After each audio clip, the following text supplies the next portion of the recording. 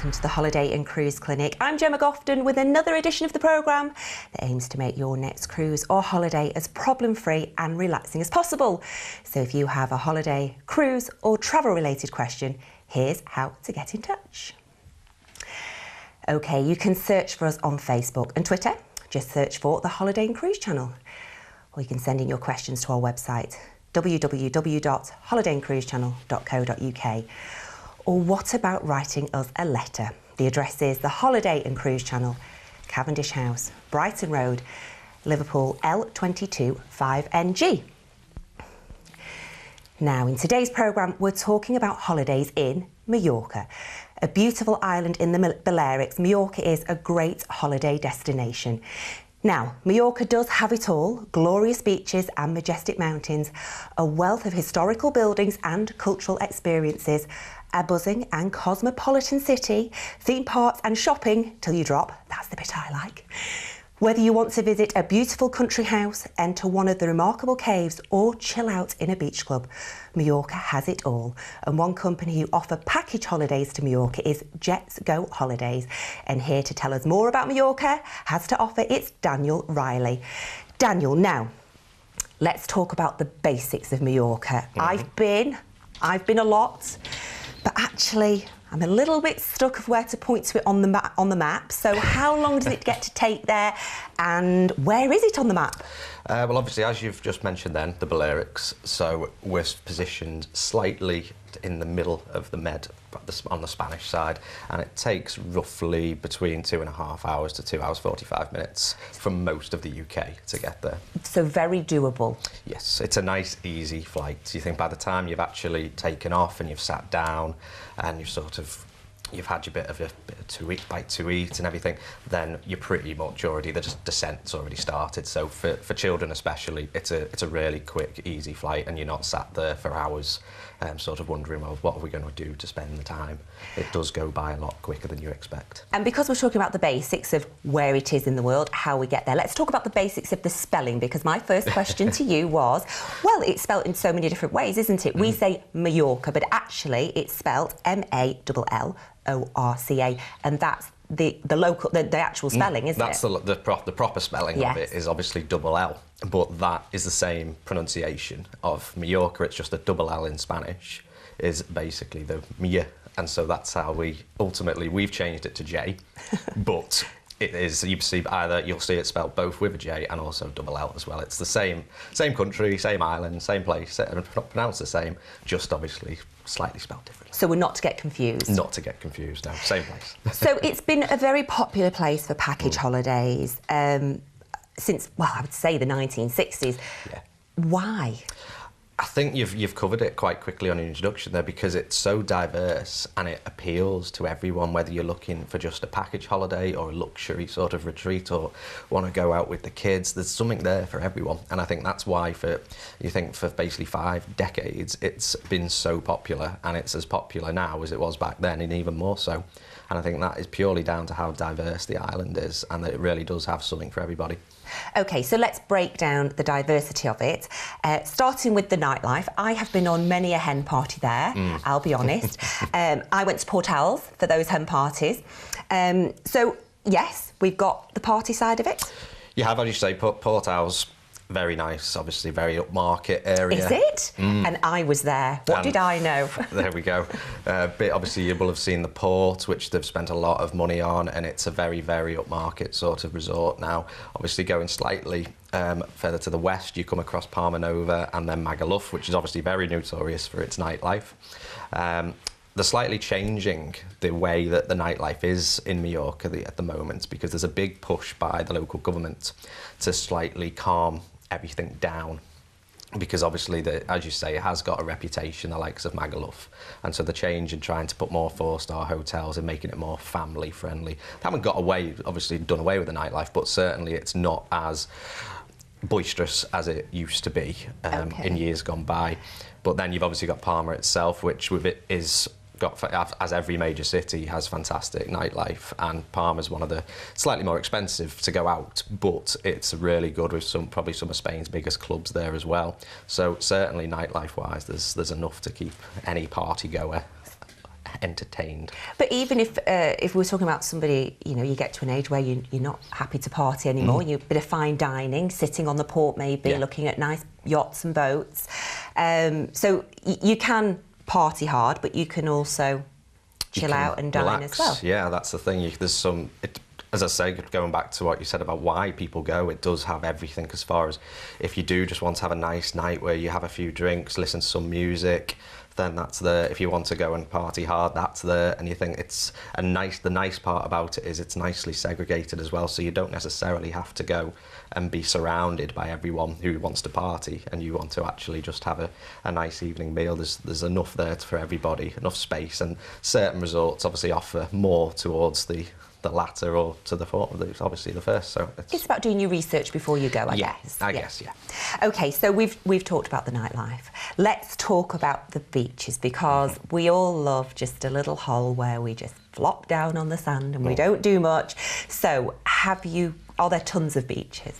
Yes, there's probably more beaches than you could actually count, and probably more than but certainly what I come across when I'm out there. You'll come across beaches all the time. You don't even know what they're called or anything. There's especially down the East Coast, there are coves just everywhere, dotted everywhere, and you could probably find yourself your own cove if you actually went and had a little drive down there.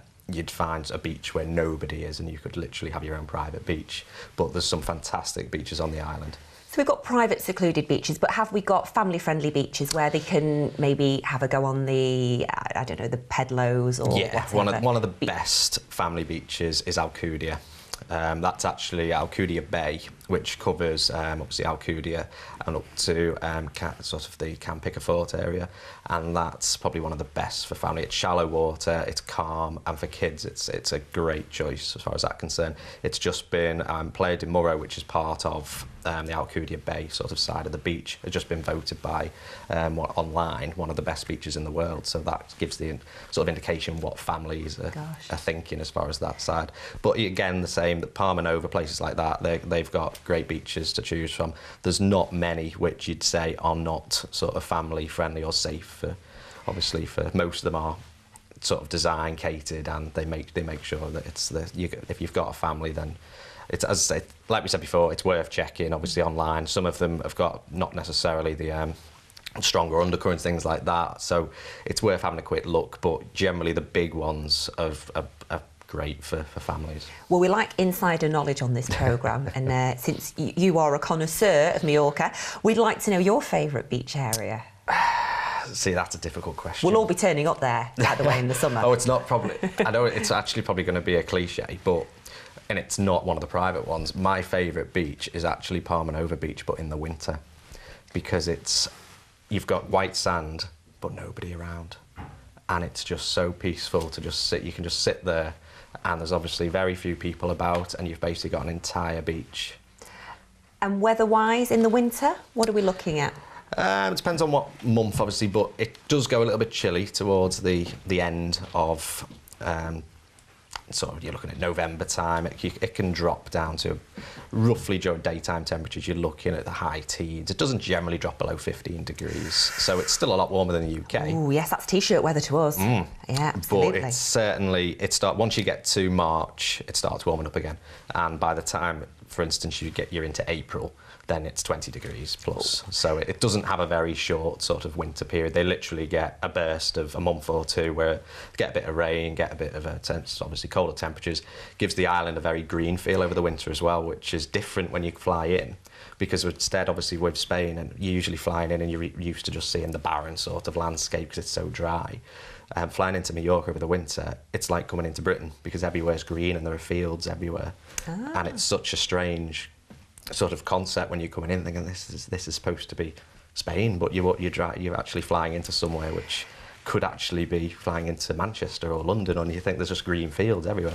Now I'm going off piste a little bit here, but because you were talking about how lush it is over the winter period, are there things still to do in the winter? Because sometimes when you go to these holiday resorts, if it rains on that one day, you just sat miserable. There's nothing to do, is there? Yeah. So can you still find entertaining things to do? Yeah, certainly. The likes of the water parks are closed because obviously not many people are brave enough to want to go into a water park when it's only 15 degrees. So they shut, but certainly Palma itself, the city, doesn't close. It's obviously a working city. They've still got everything you'd expect. All the shops are still open. There's Palma Aquarium, which is really good for the family. That's still open. So there's enough there to keep people obviously entertained.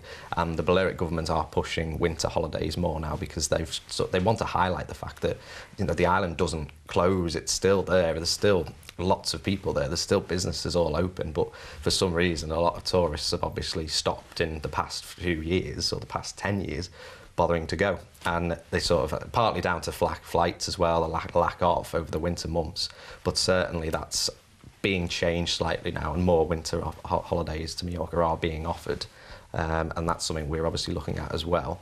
So it's over the course of time, obviously that's going to probably be people will start finding Majorca appearing in the options for winter holidays. Wonderful. We're going to have a quick break. Don't go anywhere. Plenty more questions for you. Now, if you fancy a holiday to Majorca, why not combine it with a cruise? Now, if you're new to cruising, then this, ta-da, is our first time guide to cruise holidays. Now, it's worth asking for because it's absolutely free of charge. All you need to do is give us a call, 03330 032 216. Calls will be charged at standard national rates. Now, you can ask for a copy through our website, which is www.holidayandcruisechannel.co.uk. And whilst you're asking for this, we'll take a quick break. See you shortly.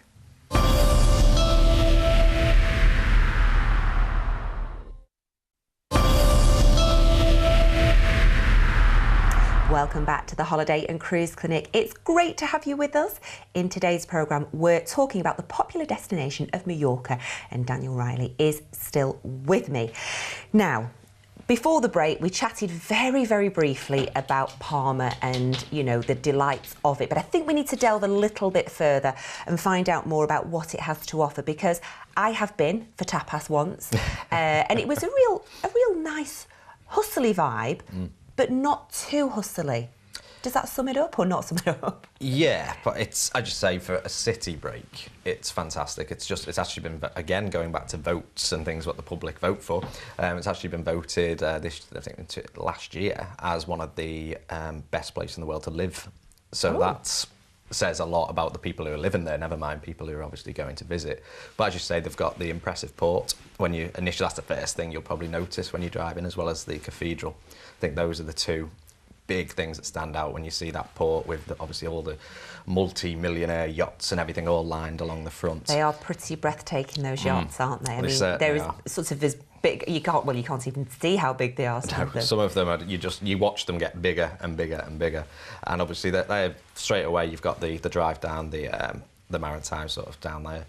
But away from that, as you've mentioned, there's all the tapas bars, and then you've got little streets which are all oldie worldy and all twisting, and it's all, I'd say it is going back in sort of as you go into the city, you do feel it goes back in time a little bit, and everything sort of chills out, and as you say, you can literally just sort of sit there and watch the world go by, having a drink or having a meal, and you think it's a really nice sort of, and then I said there's enough to do within the city as well, never mind exploring, but they've obviously got museums, they have shows on, they've usually got an events on the government post it, and the tourism ministry and things like that will post events that they've got going on, shows and things, and there's always something going on in the summer. Every week you'll find something that's happening.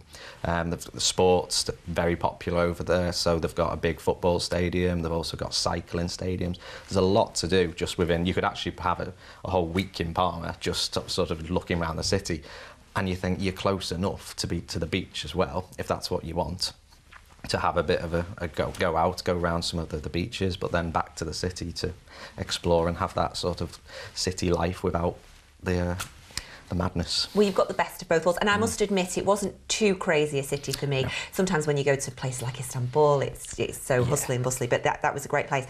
So that's Palma. Many more places to visit, but if we're talking about flying into Palma, maybe we're doing a little exploration of the island. you know, how accessible is it? How easy is it to get round? Where else would we go? Yeah, as far as transport and things, it's really well connected. There's buses that go all around to every single place. There's a motorway as well, which goes up to the north, so the likes of Alcudia and Puerto Palencia. So there's nowhere which basically is not within an hour's drive, basically. So you can get to most resorts. Calador on the east, obviously the closest ones to the airport are the likes of Palma Nova and Santa Ponsa and Magaluf. But yeah, it's relatively straightforward. You roughly, when you leave the airport, if you're on a transfer bus, you're probably looking at around an hour or so up to basically the north of the island, and a little bit further on the east, because the motorway only goes so far on the east, then you end up on the littler roads. So that takes a little bit longer, but again, everywhere's usually within about an hour's drive. And because it's only an hour's drive to wherever you might want to go, if you were just saying you might have a couple of nights here and a couple of nights there, would you get a different feel at different parts of the island? Oh yeah, it's completely different depending on where you are, and you would actually think you're in a different destination. You wouldn't think you've actually driven an hour down the road, and you can go from the busiest southwest coast. If you go up north, it'll be completely different. Or even the centre, there's the likes of, it's a town called Inca, right in the middle of the island. It's a working town where a lot of the Spanish obviously will live, and they'll commute into Palma to go to work from there. And they've actually got a train line, and you wouldn't think you were in Majorca, or rather you'd actually be seeing the real Majorca to some extent. And especially on the other side, on the east coast as well. That's probably what people don't necessarily see when you go on a holiday, is the cultural side and how the island actually exists and what they actually do, rather than just the tourism side of it. What people are actually doing when they're working over there, because not everybody's working in tourism.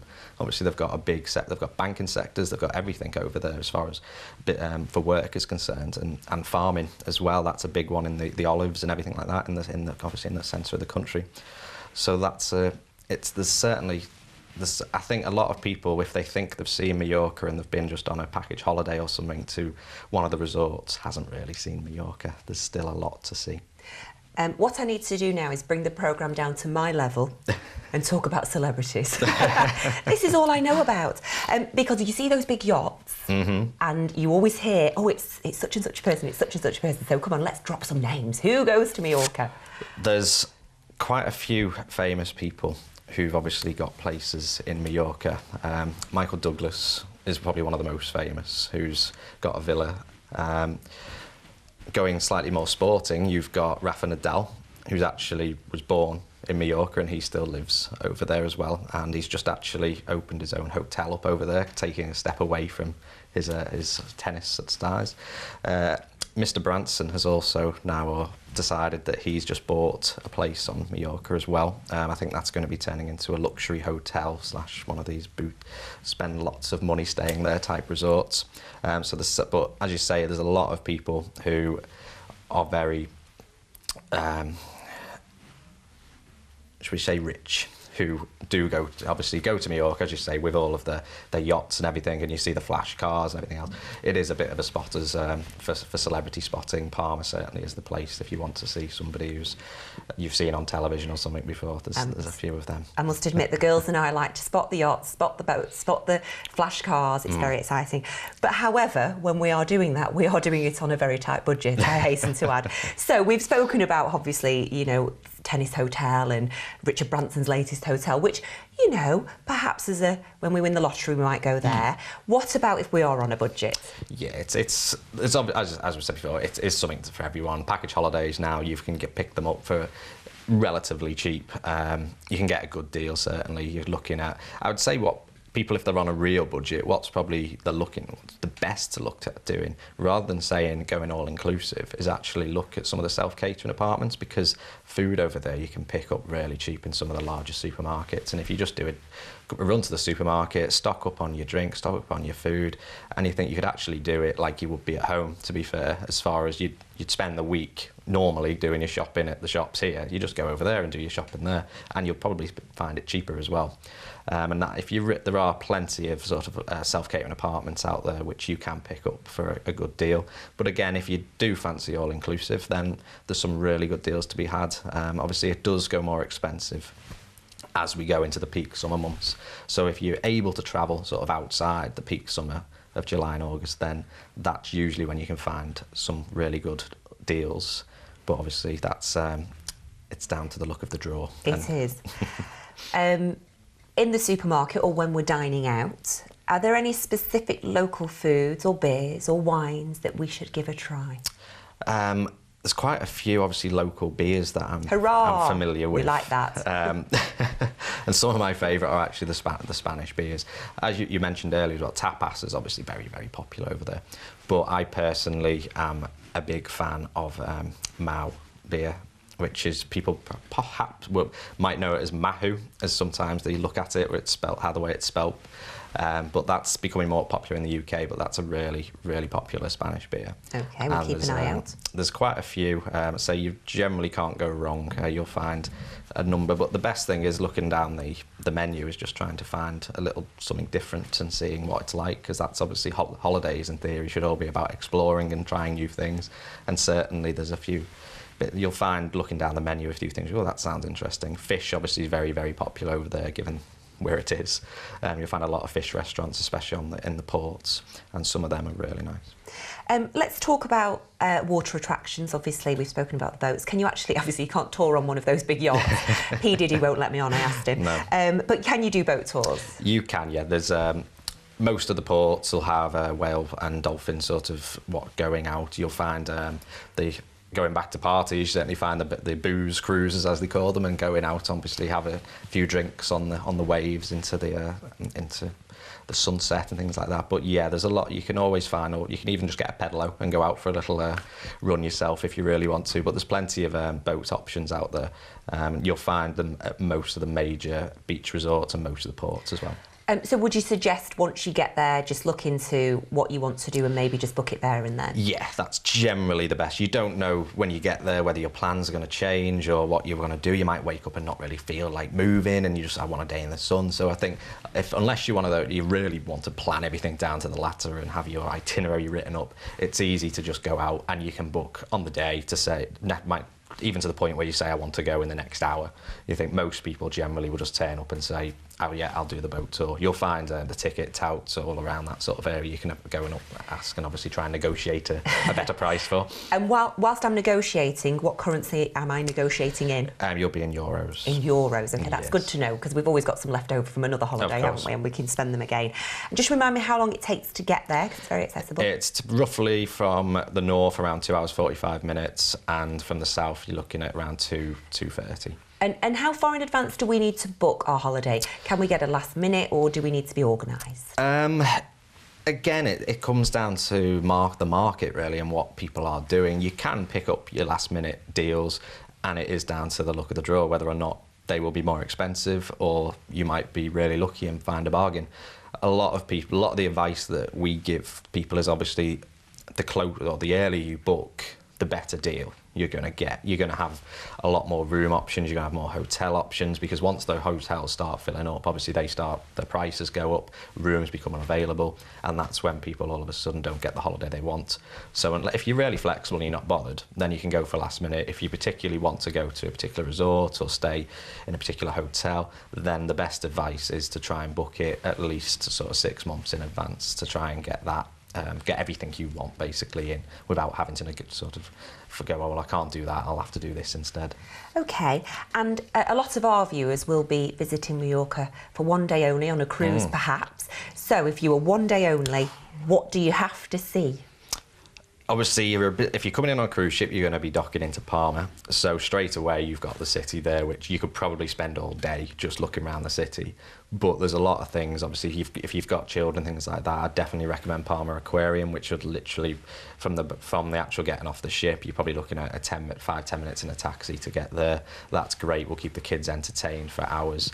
So there's plenty sort of within that. It's within literally the city itself. If you really want to sort of go and explore for the day, then I would highly recommend getting a car.